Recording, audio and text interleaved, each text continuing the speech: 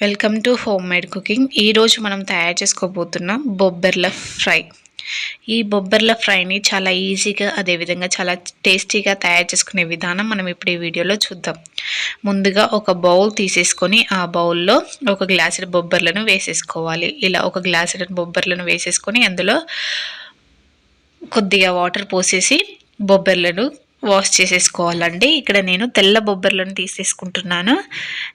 ఇలా తెల్ల బొబ్బర్లను తీసేసుకొని వాష్ చేసేసుకొని ఒక పెద్ద చెంబడు వాటర్ పోసేసి ఈ బొబ్బర్లను ఒక 4 గంటల పాటు నానబెట్టుకోవాలి. ఇలా 4 గంటల పాటు నానబెట్టుకున్నాక చూడండి, నానాక బొబ్బర్లు అనేటివి ఇలా వచ్చేస్తాయి.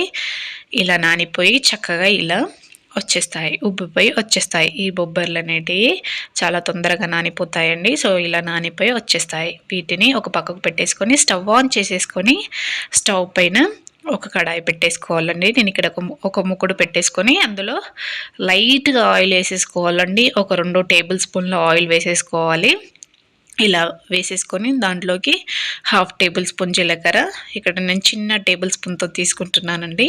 1/2 టేబుల్ స్పూన్ ఆవాలు, అదేవిధంగా కొద్దిగా ఉల్లిగడ్డ, అదేవిధంగా పచ్చిమిర్చి, అదేవిధంగా కరివేపాకు, అదేవిధంగా పుదీనాను తీసేసుకొని వేసేసుకోవాలి. నేను ఇక్కడ ఒక ఉల్లిగడ్డను కట్ చేసుకొని అదేవిధంగా ఒక 5 పచ్చిమిర్చిని కట్ చేసుకొని వేసుకున్నాను.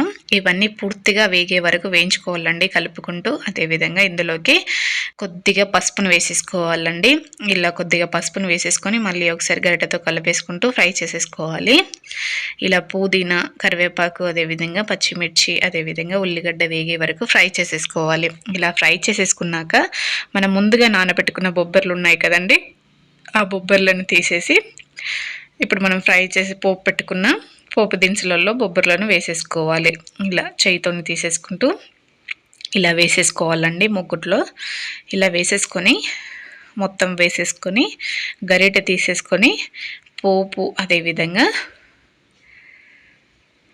బొబ్బర్లు కలిసిపోయే విధంగా మనం ఇక్కడ కలుపుకోవాలి. ఇవి చాలా చాలా టేస్టీగా అదేవిధంగా చాలా సాఫ్ట్గా ఉంటాయండి.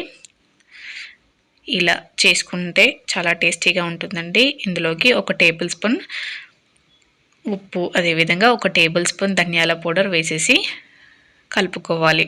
ఇలా వేసుకొని కలుపుకున్నాక ఇలా కలిపేసుకుంటూ కొద్దిగా ఫ్రై చేసేసుకొని ఆయిల్లో ఫ్రై చేసేసుకొని వీటిపై మూత పెట్టేసి ఇలా ఒక మూత పెట్టేసి ఒక 2 నిమిషాల పాటు ఉడికించుకోవాలండి.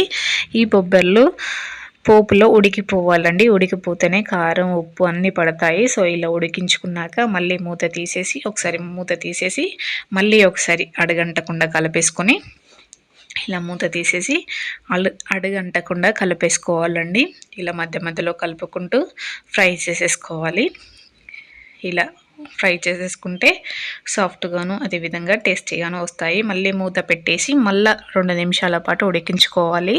ఎందుకంటే మనం వీటిని ఉడకకుండానే పోపుకేస్తున్నాం కాబట్టి ఇలా మధ్య మధ్యలో మూత పెట్టేసుకొని ఉడికించుకోవాలండి. ఉడికించుకుంటే ఉడికిపోతాయి.